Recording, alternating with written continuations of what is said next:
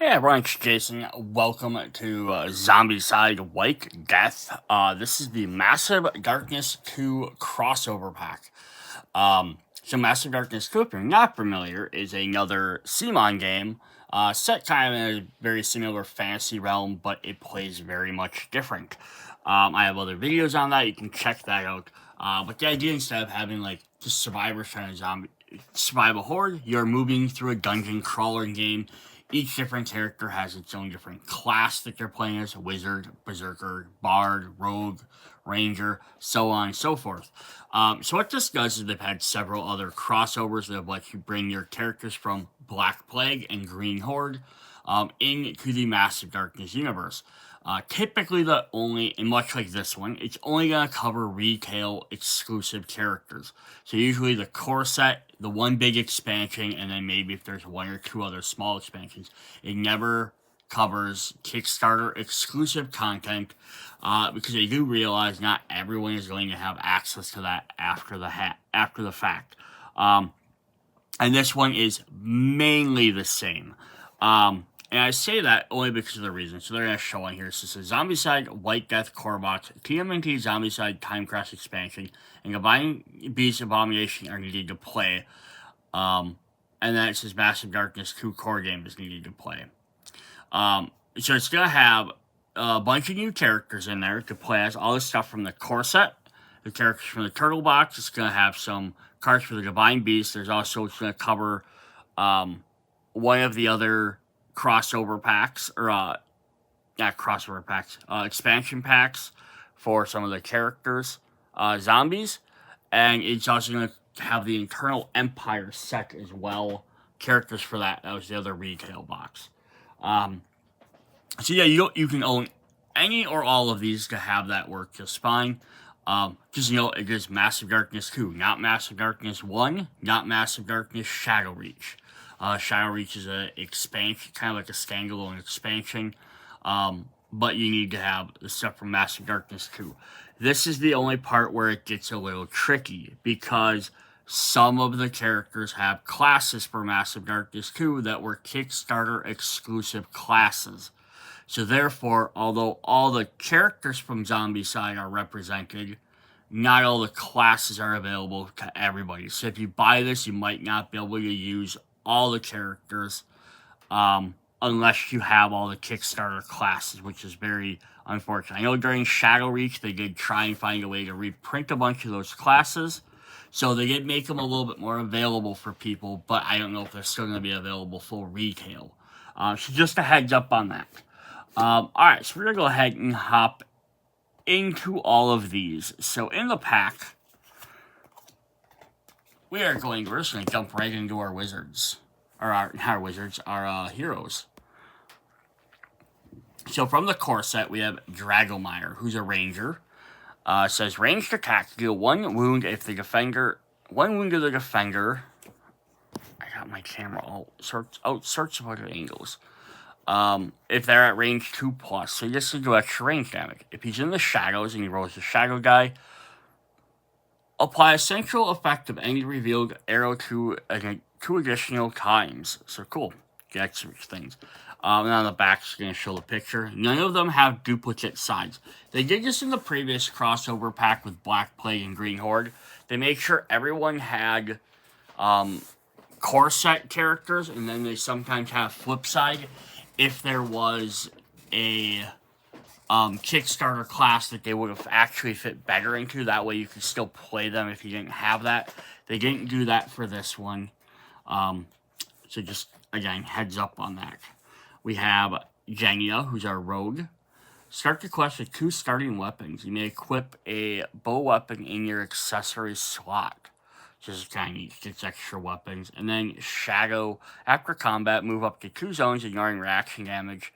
And you may perform 1 attack action with a different type of attack. So you get some extra attacks in there.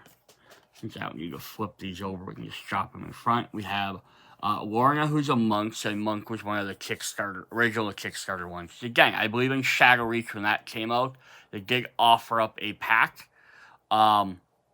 So that might still be available by the time this video comes out when they open up the Pledge Manager later this year, so you might be able to pick them up as well, so keep an eye on that. I'll try and put a link in the description if I remember. Melee attack, magic, 1 for magic, gets an orange die. For Shadow, deal 1 wound to the defender for each active and discarded chakra. Odin becomes a paladin. It says move. Move 1 enemy in your zone you just entered to an adjacent zone. So just to shove some guy out of the way. And then Shadow. Deal this attack. This attacks wounds to each enemy in a concentrated zone. For Saranai, who's a shaman. Start each quest with 1 elemental tracker of your choice already flipped. After the combat, you may use 1 free ability that has an elemental cost from a skill that you don't have of your level or lower.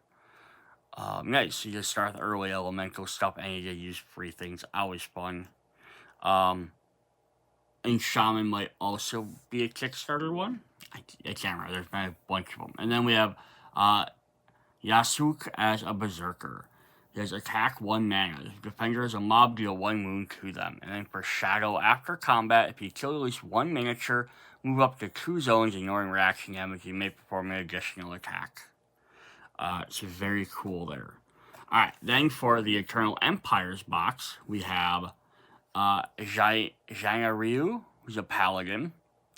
Ranged attack 2 mana. If the defender mob is in a consecrated zone, kill 1 defending minion. And for Shadow, you gain 3 attack and 3 mana. Fing Bao, ranged attack for a mana. Reroll a die and gain a yellow die. It says for Shadow, after combat, you may perform 1 free attack. If you overload during this attack, you may ignore the broken effects. So cool.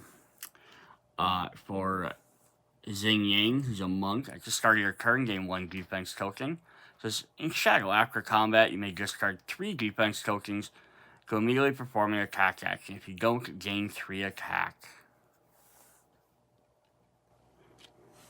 For Shao, we have a Berserker. Defense 1 rage, ignore 1 attack die. And then for Shao, gain 2 rage. After combat, you may immediately perform 1 melee action.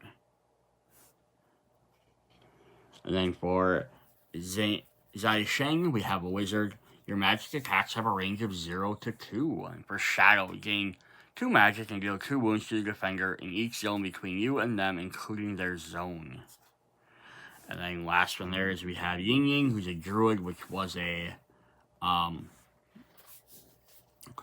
Kickstarter class's transformation. Reduce any animal tracked by 2 to increase any other tracked by 4. And then Shadow, reduce 1 other animal tracked by any emotive attack for each point reduced. So to note here, there are 12 characters for between the core set and the first expansion.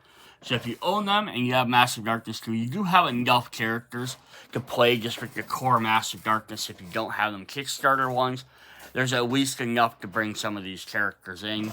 But of course, if you already have the Kickstarter stuff, you probably have a bunch of other characters. So it's not like you're lacking for these. Alright, then we have the Ninja Turtles. So if you get that set, you get Raphael, who has a unique weapon, his Sai. So all the Turtles are going to have special weapons. I'll look at those in just a moment. So that's their special abilities. They'll start with extra weapons. But he has a Ranger, so Shadow, choose 1, get +2 yellow, or if you hit a bullseye within 8 arrows. Leonardo becomes a Paladin. He has his Ninjatos. So for a Shadow, he has +2 attack, reach concentrated zone in a line of sight. Michelangelo becomes a Rogue. Shadow, draw and discard 1 token. If it's blue or green, gain 3 mana, otherwise ignore 1 defense dice. Donatello becomes a Tinker, which is again a Kickstarter class. He has his bow staff, and for his Shadow, draw 1 treasure token from the bag. You may keep it as a gizmo or return it to the bag and gain +2 attack. Splinter, who's a monk, gets his Splinter's Chain, and for Shadow, Each hero in magic range gains 1 reroll and 1 mana token. April, who's a bard, which is also a Kickstarter class, has April's harp as your unique weapon. And then Shadow, choose G, B, or E for each active note of the chosen type. Heroes in your tile heal 1 and gain 1 mana. And then the last one is Casey Jones. So Casey Jones has his hockey stick. Shadow, kill 1 defending minion and gain 2 rage. So very cool. Now, again, this covers the 3 big sets for White Death. That doesn't include any of the 4 small stuff like the Middle Kingdoms, Rising Sun, Celestial Knights, or Virtues, or any of the actual Kickstarter stuff. Would have been kind of neat if they would have had some way to incorporate the guards into Massive Darkness. I don't know how that would have worked as an extra thing or not. But that could have been kind of neat as well to have the guards. Even if you had the guards like coming as like, take one of the guard characters and just have them coming as a different class. Like they could have been an additional berserker, or one of them could have been a ranger. That would have been kind of a neat way just to add some extra flair. But it's what it is. All right. So then the Ninja Turtle characters have unique weapon sets. As heroes with unique weapon abilities start the game with a named common item from the deck instead of a starting weapon. The named epic item is also removed from the deck and placed next to their dashboard. So they get to start with a little bit better weapons instead of an extra skill. So it's a little trade-off there. And then they have an upgrade. A hero with a unique weapon ability during their turn may discard the named common item alongside 1 epic item to gain the corresponding epic item set aside. This does not require an action. So they can also forcibly upgrade their action or their equipment throughout the game. So it's a really neat idea, because again, the turtles all have very signature weapons, so this way you're guaranteed to have them. But there's nothing that says you can't use these weapons as regular treasure in the regular game. You can just throw them in and use them as regular treasure, give them to anybody else.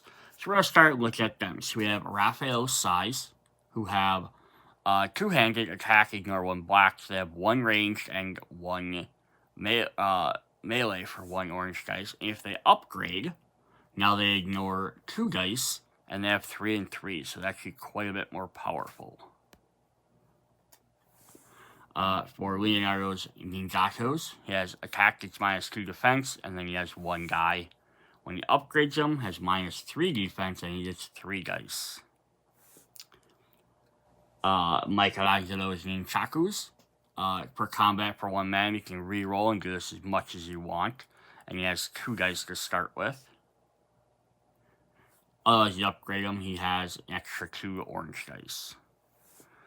Donatello's Bow Staff, your melee attacks have a range of 0-1, so that's really fun. He gets 3 dice and he gets to attack you a little bit better range.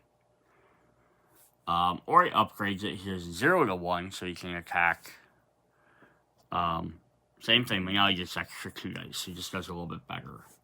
Splinter's Chain can be equipped to an accessory slot. If so, it doesn't grant attack dice, but it has move, you gain 1 MP. So this is really good if you want a guy that needs lots of MP, you can just get an extra accessory. He has 2 dice. And then it ups and now it gets 2 MP each time, but now it switches its dice from 2 yellow to 1 yellow, 1 orange. April gets a harp. So her harp is an instrument because it's for the bard class. Attack gets +2 mana, and it has a little ranged attack at 1 orange dice. Or a magic attack, rather. And then it goes up to 3 mana, and then she gets some extra dice. And then we have Casey Jones's hockey stick, which attack takes 1 wound to reroll, and then he has 2 damage, or 2 dice. And then it upgrades just to have a little bit better dice. And like I said, on the back, they're just going to look like common and epic treasures. So if you have these, even if you don't care about playing with the turtles, if nothing else, this ends up, or if you don't have the turtle set, and you're like, oh, I didn't buy the Ninja Turtles, I'm not that interested in them, if nothing else, this gets you another set of 14 equipment to play around with, which is really cool. Alright, then we are going to look at the mobs. So the mobs are going to, of course, have our each level of 10, 8, 9, 6, 7, 5, 3, 4, and 1, 2. So whether you're playing standard or if you're playing campaign mode. So how this is going to go is you have the God Eater Abominations and the Warden Brutes. These guys are from Eternal Empire. So they can add the standard zombies from the core set, because I think they're just kind of generic characters. I think it would have been neat to have them as just even like a regular, with the Khan Abomination and the regular Brutes. Would have also been a neat way to add into there, but they went for the bigger ones. So they start off with 3 health, 1 blue dice. They have Shadow Defense, 1 black dice. Ignore all attacks unless the attacker discards 1 mana per roll. This kind of then feeds into the whole chi mechanic from Zombicide. They eat chi, or you have to spend chi to do it. Instead, they're eating your mana. So as you look at each one coming up, they're just going to increase their health and generally their blue die. And maybe the treasure remote will increase, but usually the ability doesn't change too much. So the next level is going to kind of fly through each one of these. So you just see that each one goes up a little bit more. Then when we get to level 6, 7, the harder one, they gain some more dice, but it also goes up to discard 2 mana per roll. So it does actually increase a little bit better. And then if we get all the way up to the last one, they have 10 health. So then in one of the expansion packs is we have the Climbers and the Terracotta Walkers. So we're going to get some cards for them. So we're going to add some new mobs for those minions. So here we have Shadow Defense 2. Add 1 Terracotta Minion Walker to this mob if possible. So in Zombicide, the way these guys work is they always have to be in a group of 5, I believe. So this is kind of signifying that idea too. These guys, even if you destroy some, they're going to keep always adding back to their group. So yeah, if you don't take them out as quickly as possible, they're just going to keep reforming and becoming a bigger group. Alright, and then we just got some updated stats for each one of those. And I don't think that number is going to change because that would end up being a little bit too powerful. Then we have that. Then the other half of that box is we have the Climbers, who are able to climb over the walls very easily. It says, Climbers may move through walls and closed doors of open chambers. Defense 1. After combat, move this mob 1 zone away from the attacker prior to moving through wall if possible. So these guys are going to try and not die by staying out of the way, but then they can also just walk right through walls to be able to get to you a little bit quicker. I mean, it might break some theming to like how can they crawl through a wall, but it's still a neat mechanic. It's something they haven't done before, and I think that's the only reason why some of the other ones didn't get reprinted. They have the Crossfire pack, which has some ranged characters. They've already had ranged mob guys, and then even the basic zombies, even though they're guards and like their armor and stuff, there might not have been any reason to make them too much different than standard mobs or zombies that would have appeared from the previous crossovers. So that might be why they didn't change that. So here you're just going to gain some extra bonuses, dice and health. Again, I don't think their abilities should change at all. Oh, I was wrong. We do have the Deadbolt Walkers. So I was wrong on that. We do get the Deadbolt Walkers, which is really cool. So we got some ranged guys. So the other half of that pack was more guards. Or the Crossfire pack. So those are the 3 Zombicide sets that came through. Is those Climbers, Terracotta, Crossfire pack, and the Divine Beast, which we also get. So they just basically didn't get anything for the Berserker Walkers for the Kickstarters, or the other Survivor packs. These guys have Deadbolt Walkers weapons count as a ranged in addition to its type. Ranged attack, ignore 1 blue defense on of the defender's choice. So they're going to get pretty nasty there. They all have ranged attacks no matter what. And now it's going to ignore up to 2 blue dice when it gets to the higher levels. And then once it gets even higher, now it's 1 blue and 1 green on the last one. Very fun. Then for the Ninja Turtles, we get the Foot Ninjas, who are not actually zombies at all, but that's fine because Massive Darkness, not everything's a zombie. They're all different types of creatures and stuff. But yeah, when performing a move action in Shadow Zones, move 2 spaces, and then Shadow Attack, they get 1 extra damage. So yeah, if they're in the shadows, they're going to be definitely more deadly. And then their stuff just upgrades as well. So immediately we upgrade to an extra 2 attack. Stays the same for that one. For the next one, then they have 3 attack. If you get them to the end, they have 4 attack. So very cool. So yeah, the only zombies that got missed for the mobs would have been just the core zombies, which would have been kind of cool. Could have had them been like maybe just higher defense, but maybe they already had something like that. All right, then we do have this. So I did mention there was nothing for the Khan because he actually becomes a roaming monster. So maybe that's why they didn't add those guys in there either, because then you just would have had a group of standard characters. They wouldn't have had a leader necessarily. But here's our Khan Abomination, who starts with 4 health per hero. It says, if there's a hero at the same tile as the Khan Abomination moves to the zone with the closest hero and attacks them. Otherwise, Khan Abomination moves 3 zones towards the closest hero. So if there's someone on the same tile, not necessarily the same space as them, zone, he'll automatically move towards that character and try and take them out. Otherwise, he moves towards whoever is close. Moves 3 zones towards the closest guy. So if he's on the same tile, he's going to get right to you and take you out. Otherwise, he's going to try and move towards your tile. Then he has attack 2 black dice or 2 clawed dice, and he gets +2 attack. So like everybody else, just as we upgrade them, he'll just get more powerful. So he's going to gain more health, more defense, more attack dice. But I don't think his other ability, I don't think he's going to move any farther. His damage is still 2 at the bottom.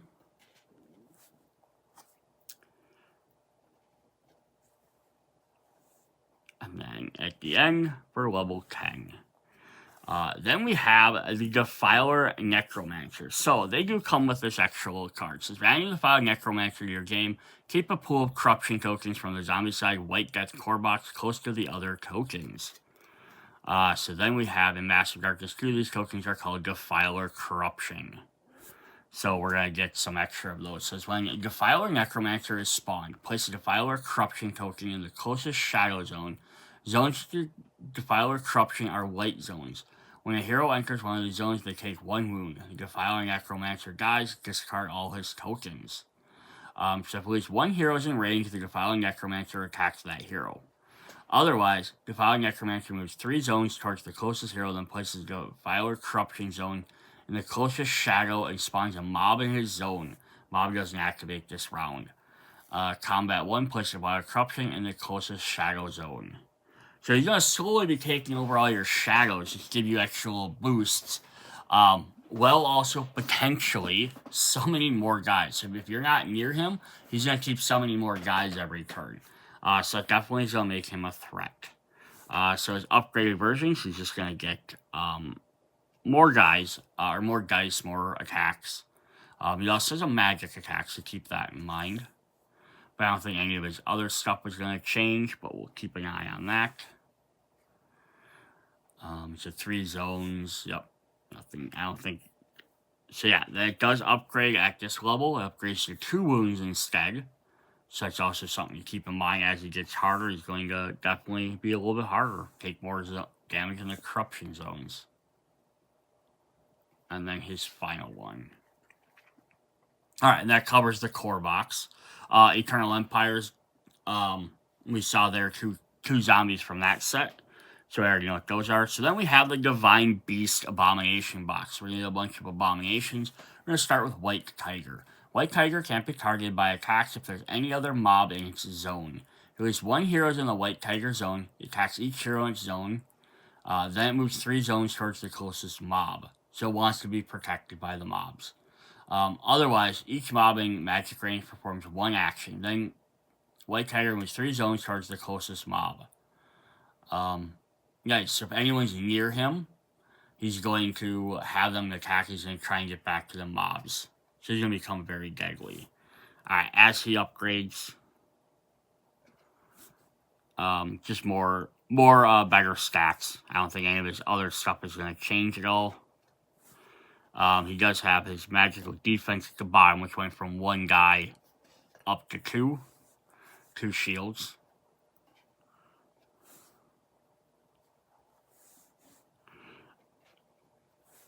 And then moves up to 3 as we get him even harder. And then he ends with 18 health per hero with 4 dice for defense and a bunch of 3s and 2s. Our next Divine Beast is the Black Tortoise. Starts a little bit heftier, 6 health per hero.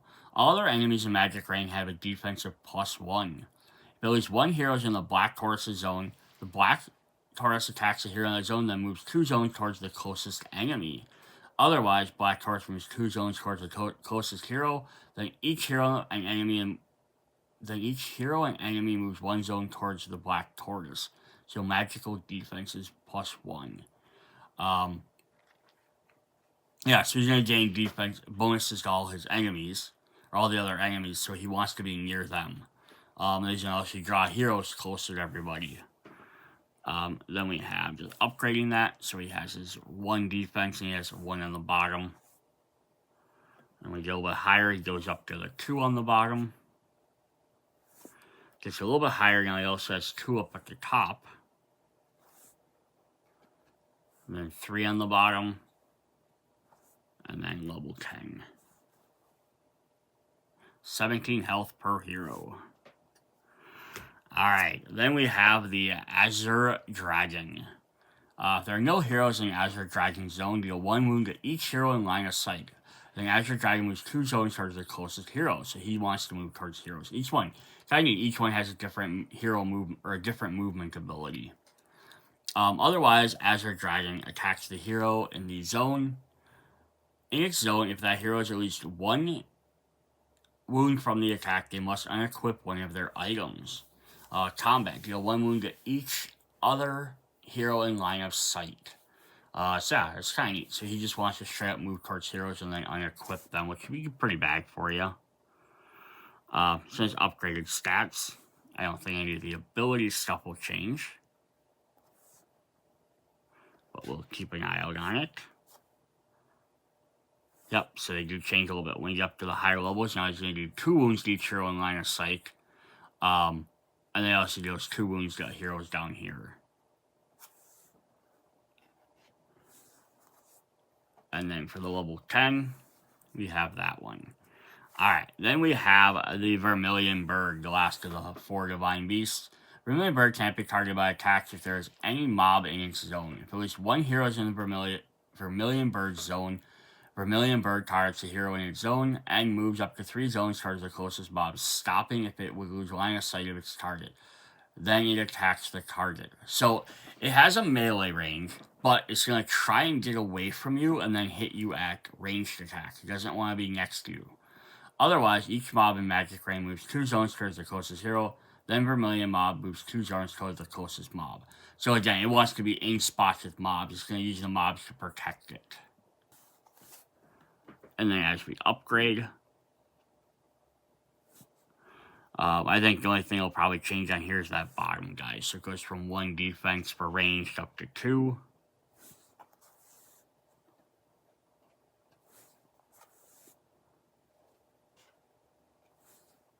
And then it goes up to 3. And then at level 10, we have 16 health per hero. Alright, then our final roaming characters from the turtle set is good old Shredder.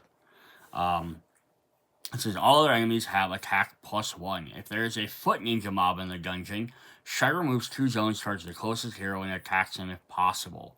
So as long as they're in the dungeon, same tile, same zone, doesn't matter. So he's just going to try and move. If he has his henchmen, he's going to feel cocky enough to move towards heroes and attack them. Otherwise, he moves 2 zones towards the closest hero. So he still wants to get near them. And then search the mob deck or discard pile for the Foot Ninja mob card and the corresponding current level and spawn it in Shredder zone. So he's going to try and bring his foot soldiers with him repeatedly. So if you don't take him out, he's going to keep spawning a foot soldier all the time. If there aren't any. If there's a foot soldier already one in the dungeon, then he just tries to move and attack. So you keep doing that. So you take out the foot, it'll at least prevent him from moving as much, but then he's just going to turn around and summon him the next turn. So it's more of a focus with that as to take out Shredder than dealing with the ever-expanding foot soldiers. And a shadow attack, 1 for 1 damage. Then as we go through and upgrade him, just get some better stats, of course. Eventually gets his 2 attack down at the bottom here. Goes up to 3 attack,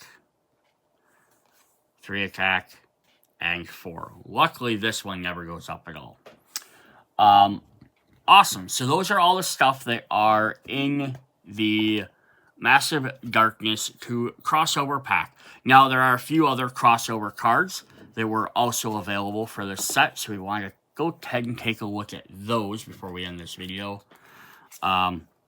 First one is we have Jenica. So if you had the TMNT Time Crash Zombicide set, and you kickstarted it, this got you the Kickstarter exclusive Jenica box. So it came with this card for her to be able to use. So if you don't have that figure, then if you have the figure, you'll have this card. If you don't have the figure, you won't have this card. Therefore, it's not a big deal, because you're probably not going to play with her anyhow then. But she has a unique weapon of her Tekokagi. In the shadow, she does 3 wounds to each enemy within magic range. And she's a berserker. And then she gets her weapons as well. So her claw here does attack, take 1 wound, deal 1 wound to each enemy in magic range. And then when it upgrades, it says take 1 wound, deal 2 wounds to each enemy in magic range. So very cool there.